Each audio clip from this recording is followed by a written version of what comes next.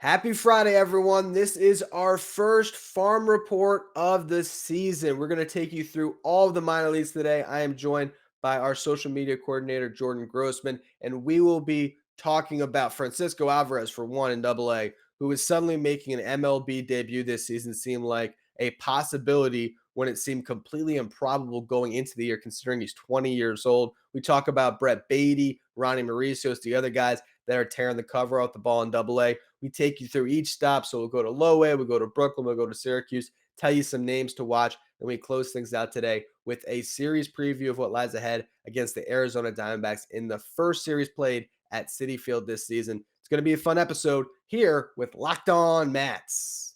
You are Locked On Mets, your daily New York Mets podcast.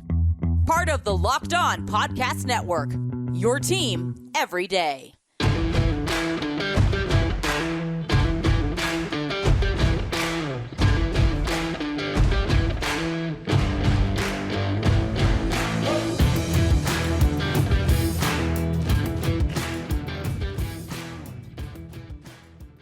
We have our first Friday farm report of the regular season. Minor League Baseball is back. And what I want to do today with Jordan Grossman, we're going to go through all of the minor leagues. We're going to talk about players to watch on each team. But we're going to spend the entire first segment today talking about the AA Binghamton Rumble Ponies and really how quickly could we see Francisco Alvarez up. This guy is insane. Just read the people his numbers so far, Jordan, if you would, to tell us how Francisco Alvarez is doing in AA, because he's somehow turning AA pitching into the same way he turned low A pitching last year. I mean, yeah, he's making a mockery of the pitching down there. And just want to let people know also, he's the youngest player in that league at 20 years old. Yeah, not So not not one of the, like, literally the the younger. youngest. Yeah, yeah. It's absolutely mind blowing. So I'll read off his numbers here. He's got a 438 average, 444 OBP, 1.125 slugging percentage. That's not his OPS. That's his slugging percentage. 1.569 OPS, 688 ISO, 294 weighted runs created plus, and that's an 18 at bats. So obviously, these numbers are gonna come down. He's not gonna put up a 1.5 OPS the entire season. Uh, But I don't think like 900, 950 is out of the question for a 20-year-old in AA, which is absolutely insane. I mean, with the graduations that are going to come up in the top 10 in all of baseball's top 100 prospects, I think there's a chance that Alvarez is the number one prospect in baseball by the All-Star break. There's a really good 100%. chance of that happening.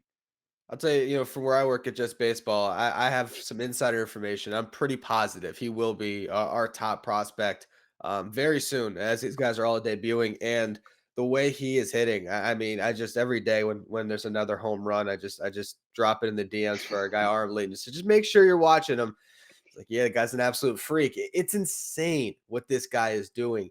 And it's impossible not to get giddy about the future. And then you're watching James McCann and you're watching Tomas Nido at bats. And, I think this year I've challenged James McCann so far. I don't think I had to buy a jersey. And Nido, I love Nido as a defensive catcher, but I mean, Francisco Alvarez is different, and he comes into this season and he talks about wanting to make the big leagues, and we all think it's ridiculous. And at the time, I mean, you and me were saying there's no chance that's going to happen this year, but both of us were saying like 10% chance. Every single home run, does he get another percentage chance more likely? You talked about the WRC plus. I mentioned this stat a lot in the show. Again, that's weighted runs created plus, measuring hitters based on an average of 100. 294 means he's 194% better than your average hitter in that league. It's insane. So if he keeps doing not this, but let's just say it's July and Francisco Alvarez already has 25 home runs. And or even I actually even think it could be like the end of July when this could potentially happen. If you're sitting there, let's just say Dominic Smith hasn't broken through yet. Robinson Cano, they haven't figured out anyone who's giving them a ton of value at a DH. At what point do you just say F it and bring up Alvarez and have him maybe catch one game a week, but really just be your DH, and just get that bat up here? Because the bat, as we always said, is going to be ready before the glove. Yeah, I remember we talked about this the other day. I was saying if it's July and McCann has like a 650 OPS and Alvarez is just still destroying the baseball, I think the noise from the fan base is going to start getting really, really loud. Like it's already loud now, and it's like they're not calling him up now. It's just not happening. Even if it's just a DH, it's really impossible. But if it's July and he's still putting up these kind of numbers, I think there's a chance that they carry three catchers and they Yeah. just say, McCann, you're our backup. Nito's an emergency guy for the most part, and then Alvarez is gonna split time between DH and catcher Yeah. because this bat it's special. If you really are concerned about the catching not being where it needs to be, you can DH him a lot. It's a huge benefit of adding the universal DH this year. I assume by July Robinson Cano will not be playing that much anymore if his numbers stay the way they are. That he's not hitting the ball out of the infield, Yeah. and he's just swinging at everything. It's really just ugly to see. But yeah, I think there's a chance of it happening. Like you said, it's like we went from 0.1% chance before the season of him getting called up to now like maybe 5 to 10% chance of it happening. So still really low, but like way better than we originally thought. Yeah. So it's amazing. Like I saw the other day, he hit the home run. Not only did he hit the home run, like he hit a ball off the wall that unfortunately held him to a single. And you heard the Binghamton announcer say like that sound off the bat is special. Yeah. Like I don't want to put expectations on him, but like he's Piazza-esque. Like that's the kind of Yeah. impact he can have on a major league team in the next 5 to 10 years, like over the span of his career. It's amazing what he can do with the bat. I don't think that I'm overstating this. There's a chance that next season Francisco Alvarez is the Mets' best player, and that sounds crazy, right? But he's 20 years old. But I mean, you've seen it in baseball right now. These kids debut, and there's some like a Jared Kelenic or some others that maybe don't hit the ground running immediately and need some time to figure out. Austin Riley with the Braves, but there's also others who just immediately rake. And I do want to throw out an interesting comp here. Not that their swings are the same, but just the idea of getting a bat to the big leagues before they're maybe ready to catch. Kyle Schwarber, if you remember, he didn't really have a ton of time in the minors. A little bit different because he was a college player, so he was a little bit older. He debuted at 22 with the Cubs, but they got him up, and it was sort of figure out the catching thing later. Let's just get the bat up here. I can see it happening. I really could. And the crazy thing is, I think if Mark Vientos is putting up the numbers that Alvarez is putting up, the cries for him to be the DH would already be that loud. So, like Oh you're yeah. saying, if you take the situation we've seen through 1 week of the season and you extrapolate it a couple of months, you're right. Fans are going to be clamoring for this guy if he keeps doing this, and rightfully so. A couple more guys that we already spent a bunch of time on Alvarez. So let's just talk about the other two in Double A there. Brett Baty off to almost as good of a start, right? Yeah, his OPS is I think it's 1.261. So, not as good as Alvarez. It's not that But level, but ridiculous. relative to the rest of the minor leaguers, I think that's still pretty good for what is it? It's about a 20 plate appearance sample size. He's got a 252, excuse me, 245 weighted runs created plus right now. He's not hit, he's got a 783 slugging, so he's hitting the ball really hard. Lots of doubles. I think he has one or two home runs right now. So he's been super impressive. I think there's a chance. He's repeating Double A, and he finished really strong down there last year in the last 3 4 weeks of the season before he got COVID, unfortunately. So I think there's a chance he gets moved up to Triple A pretty quickly. Not not I wouldn't I'd say around Memorial Day is probably like a good chance of that happening. Maybe June 1st. And then, if he goes to Syracuse and he just rips the cover off the ball, I think the chances of him debuting are a lot stronger than Alvarez because the bat is just you can see it's very close to ready, and he's not a catcher. So you're Yeah. not like and the defense has gotten a lot better in the last 2 years.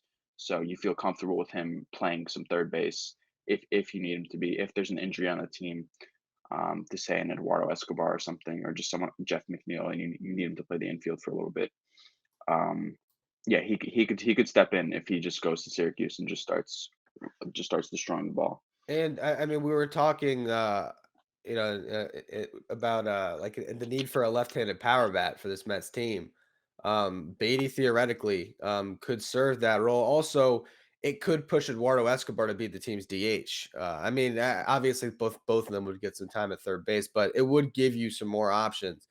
So yeah, I actually think that Baty probably makes more sense for sure as far as who could.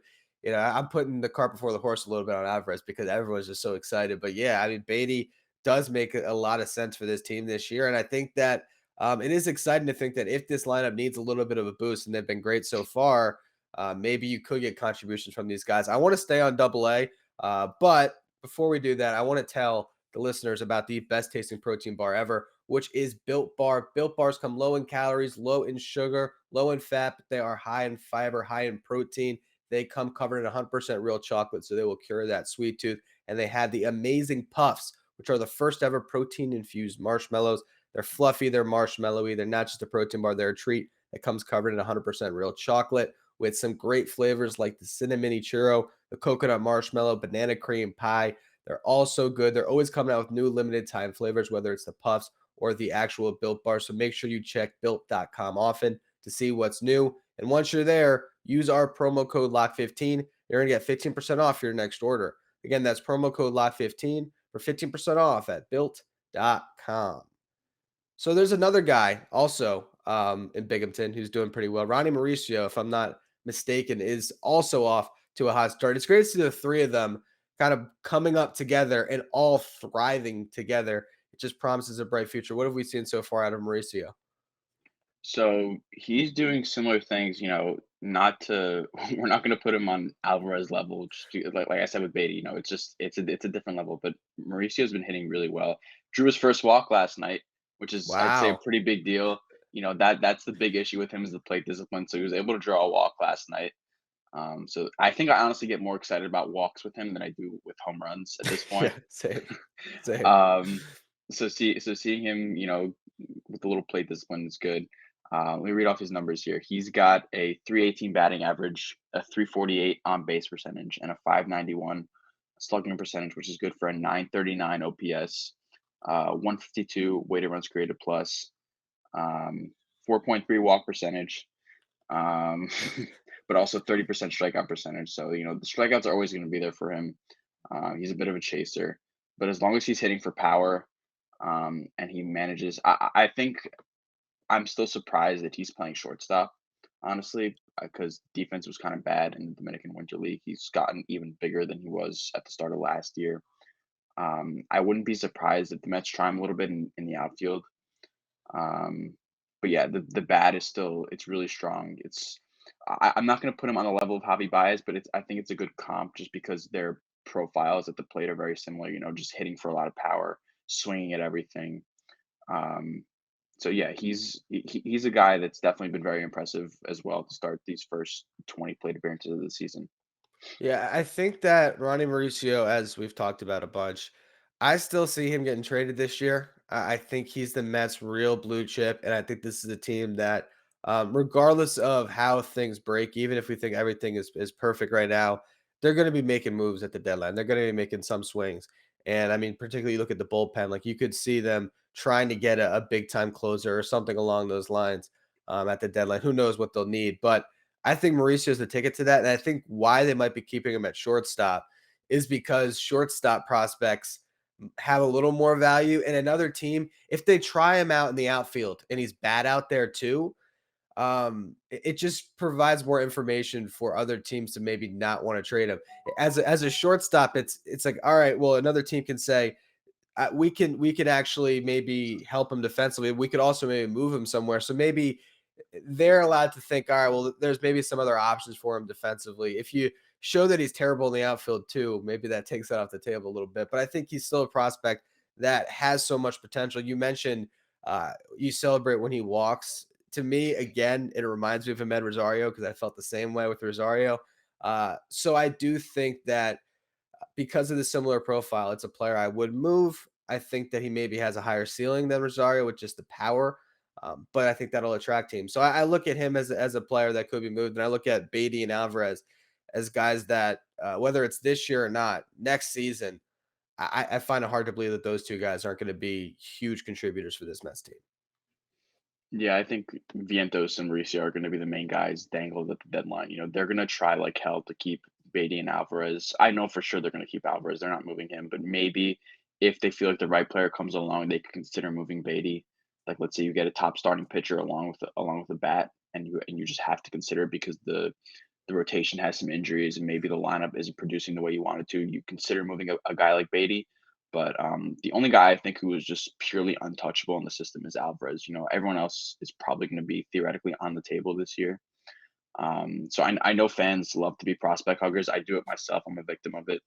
Um, but it's just it's understandable the team has to go in that direction sometimes. But yeah, it's I'm really hoping that Mauricio can go into the outfield and show a little versatility so that it does improve his stock. That's Among true. other teams who might be looking to acquire him at the deadline. That's true. If he looks all right out there, it definitely could improve his stock for sure. Uh, Teams love versatility. that's true. That's That is very true. All right. Well, we spent enough time on Double A, even though they're the one team that I think everyone should be watching the most in the Mets minors right now. So let's kind of rapid fire through these other teams. We'll start at the bottom, low A. So Port St. Lucie. It is the Alex Ramirez show. He's basically trying to do his best Francisco Alvarez impression from last year and get up to Brooklyn as quickly as possible. What have we seen from Ramirez so far? So 579 batting average, 1.425 OPS in the first, I think, 7 or 8 games with St. Lucie. So, like you said, best Francisco Alvarez impression. He looks like Barry Bonds Jr. down there. He's hitting the ball extremely hard. I saw last night that he had 3 hits, 105 miles per hour or better. Wow. So just absolutely ridiculous. Just so much power in the bat. I thought Keith Law actually had him as his top 100 prospect this year. He's the only guy to do that, I think, for the big publications. So yeah, he's a guy the Mets are extremely high on. They gave him $2 million in 2019, um, as their top international signing, and he's a guy who has 5 tool potential. The bat speed for power. He can hit for average. He's got speed in the outfield. He can play defense. He's got a strong arm. So he has all the tools to be a real superstar. And I think he's going to be in Brooklyn in the next 2-3 weeks if he continues at the pace that he's currently on. I'll be up in Brooklyn at the end of April, and I'm hoping that Ramirez is there when I get up there. You also had a pitcher that we wanted to talk about too in Port St. Lucie. Yeah, so I want to talk about Mike Vasil. He was their 8th round pick in the 2021 draft. He's a guy I think is someone the Mets fans should pay attention to because coming out of high school, Vasil was considered a first round prospect, but he decided to pull out of the draft and go to the University of Virginia, which ended up being a mistake. He struggled a little bit, had a couple of injuries, and his draft stock fell to the 8th round. The Mets ID'd him as a guy that they felt could really come along if they made some changes to his mechanics. And now his fastball is going from 93 to 95, and now he's touching 97 Wow. in St. Lucie. So he's a guy who's I think really impressive. Someone, we see what the Mets have done with those 8th and 10th round picks. You see DeGrom, you see McGill. I think this is a guy who can be another kind of McGill. He can move through the system quickly. Making the mechanics change is really going to help him. He probably needs a little bit of help with a third pitch. The fastball and the changeup are both really good, but he doesn't really have. He has a curveball and a slider, but both of them are just a little below average. So if he can really hone in on the third pitch, sharpen up that slider, I think he's gonna. I think he can zoom through the system. So Mets fans should pay attention to him. Yeah, it's a really interesting name. I think you mentioned right there fastball changeup. We said pretty much the exact same thing last year. McGill was in Double A, where he was throwing that fastball, basically just throwing the fastball. Really, he had that changeup as a slight wrinkle. He adds the slider in Syracuse, and he gets promoted. And he basically refined those pitches at the big league level. So I think you're right. If you have a great fastball, especially when you're still in low A, that's going to start to carry you through the system. And then you just have to add those secondaries if you're actually going to survive once you get up to the big leagues. So if he does make it up to Brooklyn soon, if Ramirez does soon, what will be waiting for them there? Uh, I mean, Brooklyn has, it's been a little bit of a struggle the first few weeks. I think a guy who's been really strong starting off is JT Schwartz, who was their 4th round pick in the 2020 draft. He's a guy who I know I've talked about before on the show. I loved him. He hits really strong contact, really good OBP. Not a ton of power in his bat. He's got to get a little more lift on the ball. But the first few games, he's looked pretty good. Let me pull up his numbers here. He's got a 313 batting average, 389 on base percentage, and then a 625 slugging. So he's looked really good. Um, but yeah, so far, I think Jalen Palmer is the guy people have been keeping an eye on, but he's struggled a little bit coming out of the gate, which is kind of expected. He's a guy who strikes out a lot. He needs a little bit of time to get adjusted to the level, but those are the two guys offensively I think people should take note of, including Jose Peroza, who's also down there. He's also struggling a little bit, but should warm up in a couple of weeks once maybe the weather starts to warm up.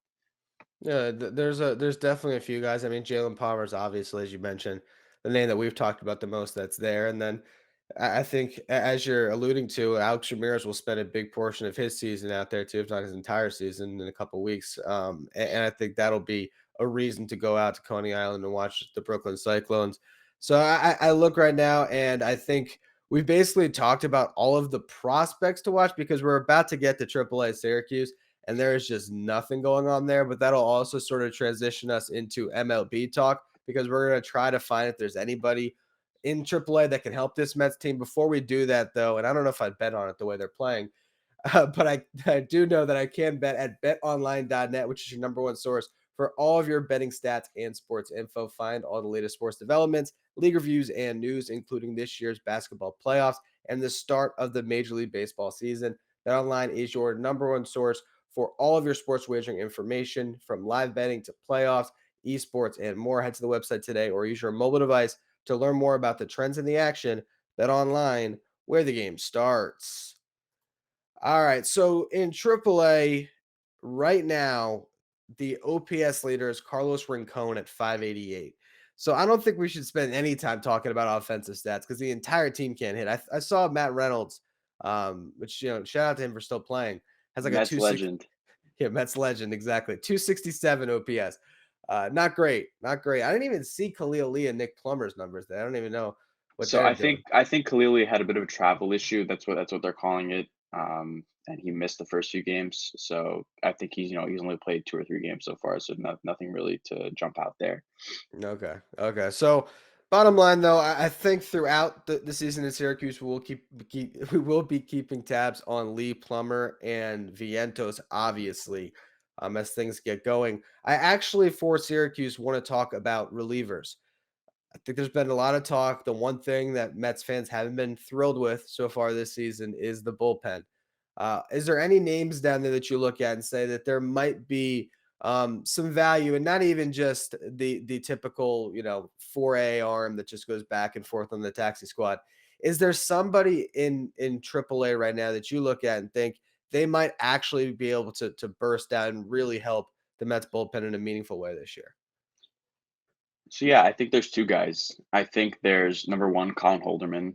I think Yeah. he really jumped out during spring. He was a guy, I already had an eye on him last year in Binghamton, but now he really impressed throwing 98, 99 with the sinker, just striking out a ton Yeah. of guys in spring training. It was really impressive to watch.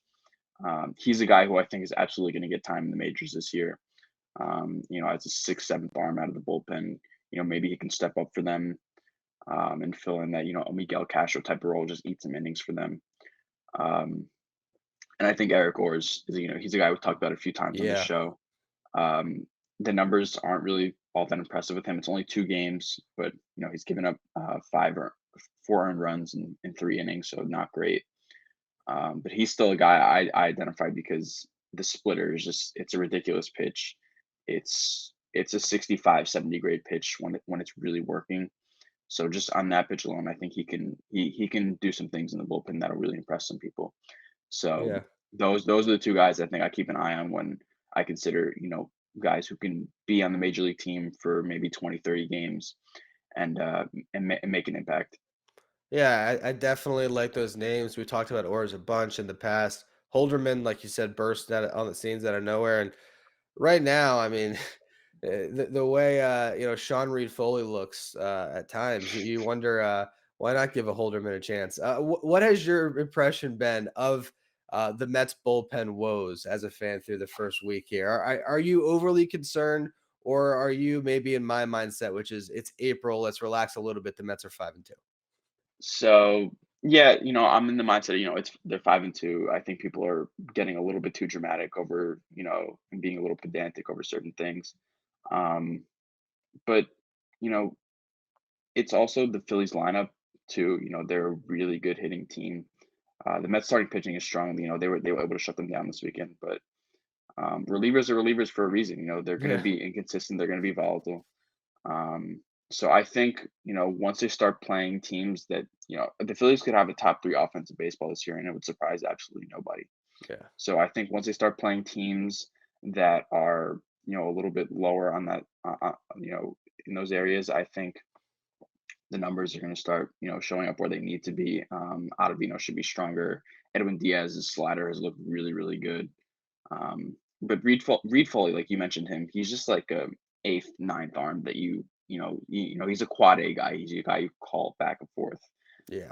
He's not really someone I'm concerned about once the rosters drop back down to 26 man. Him and guys like Trevor Williams, those are just really mop up guys that, like, in blowouts, they're gonna pitch 2, 3 innings when you need it. But I think the main guys in the bullpen, thankfully Trevor May was able to avoid a big injury. I got kind of worried when I saw him come out of that Philly game thinking it was an elbow. But he should be back in a couple of days. Yeah, I think the bullpen is probably fine. They're definitely going to add a reliever at some point this year, or maybe even two. But I don't think it's worth panicking about 7 games into the season. Yeah, I think that there's guys like Seth Lugo which honestly, Lugo had one bad outing, but he's looked good in three of them. So I think we can give him a pass. And I think that Joely Rodriguez will not pitch to a 15 ERA the entire year. But it's certainly not a good way to start, especially with Mets fans. It's going to be tough for Mets fans to have a short memory about the way things have begun with him. But you're right. You know what? The Phillies are a really good team offensively. It's tough to get. I mean, that top of the lineup, that 1 through 4, I put it up with almost any 1 through 4 in baseball. I mean, the Blue Jays. There's other teams that have 1 through 4s that are right on the same level, but it doesn't get much better than that. Those are 4 really hard outs to get. So for a bullpen, the fact the Mets were able to work their way through that series and they only blew one game and they made it, and they got the series win. I thought that was encouraging. And you mentioned getting to play some bad teams, and that'll make the bullpen look better. The Arizona Diamondbacks come into town. Perfect timing. The Mets get to play the Diamondbacks in 2 of their next 3 series. This one, they are right now 2-4. The Diamondbacks are. They won 1 game in their first series this season against the Padres, a 4-game set. They had a 2-game set against the Astros that they split. First game of this series, Zach Davies versus Chris Bassett. Big edge to the Mets, I would say. Would you agree? Oh yeah, definitely. I remember, Zach Davies, nice pitcher, probably like, a number five on a bad team, which is exactly what he's doing right now. So yeah, I definitely I'd lean Bassett in that area. It's got it. Like, if you had to ask me what pitcher I would want on the mound for the Mets home opener, there'd be few names I would put above Zach Davies. I feel like we're gonna get some fireworks for the Mets lineup in this game. I think there's gonna be some home runs. Pete Alonso might be licking his chops on that one. So you have Zach Davies and then Zach Gallen actually.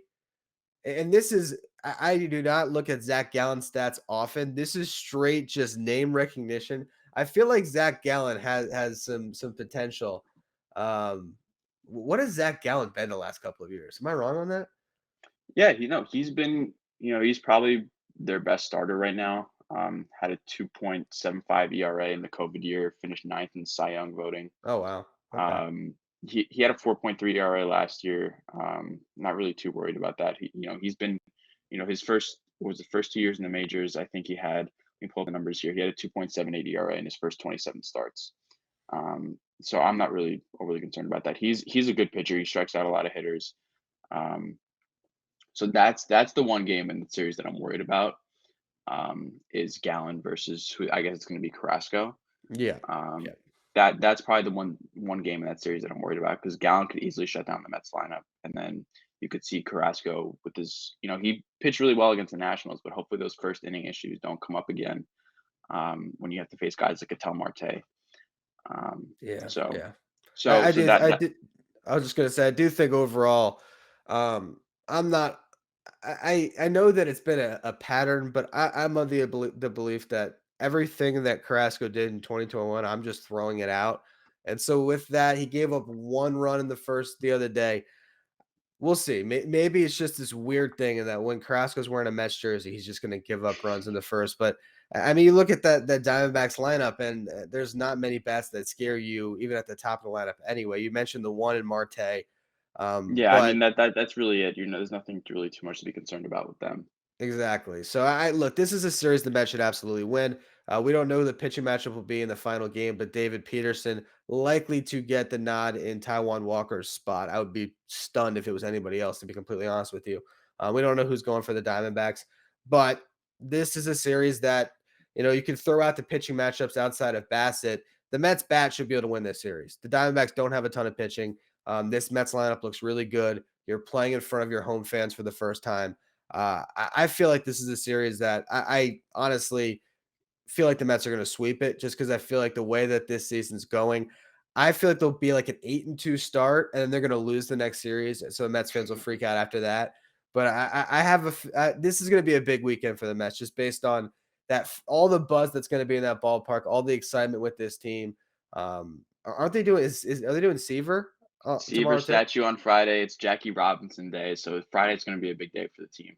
Yeah, there's a lot going on. So it's a very exciting weekend of Mets baseball ahead of us. So make sure you're all tuned into that, and I'll have a full breakdown on Monday, unless some crazy stuff happens. You all know that sometimes I like to hop on and do some bonus podcasts over the weekends if there's a walk off or something big. So make sure you keep your eyes peeled for that. You can follow Jordan on Twitter doing stuff for us at Locked On Mets, or at Mets Fans Since '02. You can find his Facebook page. We are Mets Believers. Thank you, as always, for joining me, Jordan. You can follow me on Twitter at Finkelstein Ryan, and find some of my work at justbaseball.com. Thank you for making Locked On Mets your first listen every day. Now, for your second listen, check out Locked On MLB, hosted by Paul Francis Sullivan. That's where you can go for all of your updates on everything going on in Major League Baseball. You can follow Locked On MLB wherever you get podcasts.